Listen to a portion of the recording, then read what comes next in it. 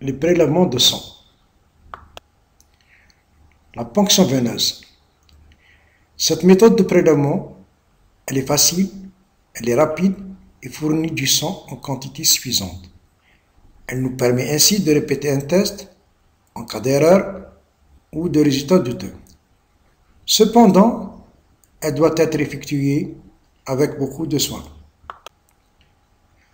En ce qui concerne la technique, il faut dans un premier temps vérifier l'identité du malade et identifier les tubes. Le patient, il doit être bien installé, le bras appuyé sur une surface plane. Il doit fermer la main pour faire gonfler les veines qui seront ainsi plus facilement palpables. Il faut choisir le point de ponction. Généralement, c'est les veines superficielles du pli du coude et de l'avant-bras. Je donnerai un exemple: la veine radiale supérieure, superficielle, la veine médiane, la veine ulnaire superficielle, la veine médiane céphalique, la veine médiane basilique, la céphalique bien sûr et la basilique. Pourquoi ces veines? Parce que ce sont de grosses veines qui ne glissent pas et ne roulent pas. On utilise les veines de la main qu'en cas d'échec répété de ponction dans des régions plus hautes, car ces veines ont tendance à rouler, et d'autre part, l'innervation assez riche de la face dorsale de la main rend la ponction très douloureuse. Voilà les différentes veines qu'on peut rencontrer sur la face dorsale de la main.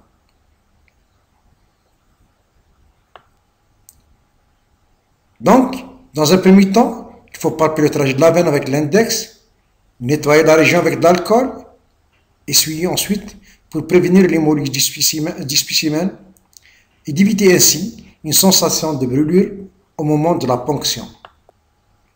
Saisir le bras du patient au niveau du coude et tendre légèrement la peau sur la veine.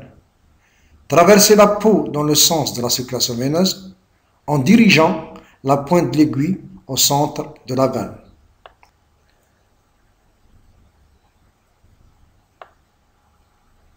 Relâchez le garrot dès l'apparition du sang dans le tube et demandez au malade d'ouvrir la main. Un certain degré d'hémoconcentration peut se produire après une minute de stase.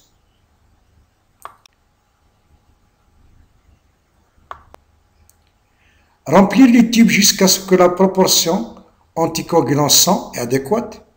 Il faut mélanger immédiatement chaque tube contenant un anticoagulant en renversant complètement le tube 5 à 6 fois.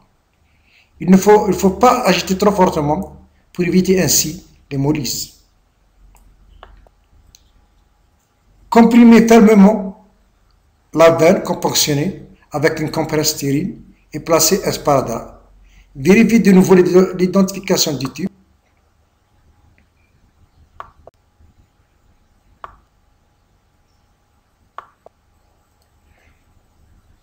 En ce qui concerne la ponction cutanée, le prélèvement de microéchantillons sanguins est particulièrement utilisé en pédiatrie pour obtenir de petites quantités de sang pour les analyses de laboratoire. Chez les adultes, cette méthode est employée lors de brûlures étendues, en cas d'extrême obésité, ou encore chez les gens âgés, c'est-à-dire en service de gériatrie, ou chez des malades dont la ponction veineuse est réservée à des fins thérapeutiques. Le sang prélevé par ponction cutanée est un mélange provenant des artérioles, des vénules et des capillaires. Il existe différents points pour la ponction cutanée. En premier lieu, on trouve la surface plantaire du talon, qui est généralement pratiquée chez le nouveau-né. On a la surface plantaire du grand orteil, bien sûr à utiliser lors de brûlures tendues, là on ne peut pas piquer, etc. Et bien sûr, la face palmaire d'un drap, qui peut se faire aussi bien chez le jeune enfant comme chez l'adulte. Pour ce qui est de la technique, il faut choisir le point de ponction qui ne doit pas présenter d'œdème. Il faut réchauffer le point de ponction parce que cela va nous permettre une augmentation de l'écoulement sanguin. À cet effet, il faut couvrir le point de ponction d'une serviette humide, réchauffer à 40 degrés Celsius pendant 3 à 5 minutes, ou bien d'immerger directement le doigt ou le talon dans de l'eau à 40 degrés Celsius pendant 5 minutes et de sécher rapidement avec une serviette chaude. Nettoyer avec de l'alcool, essuyer ensuite avec un tampon stérile. Il faut faire une piqûre nette de 2 à 3 mm de profondeur avec un vaccinostyle stérile, jetable, car l'immersion dans l'alcool seul ne peut pas détruire les virus, aussi bien de l'hépatite B que de l'hépatite C. Essuyer la première goutte de sang, cela nous évitera une contamination avec le liquide tissulaire. Si la ponction est correcte, il est possible de prélever entre 0,5 à 1 ml de sang. Il faut laisser le sang venir naturellement.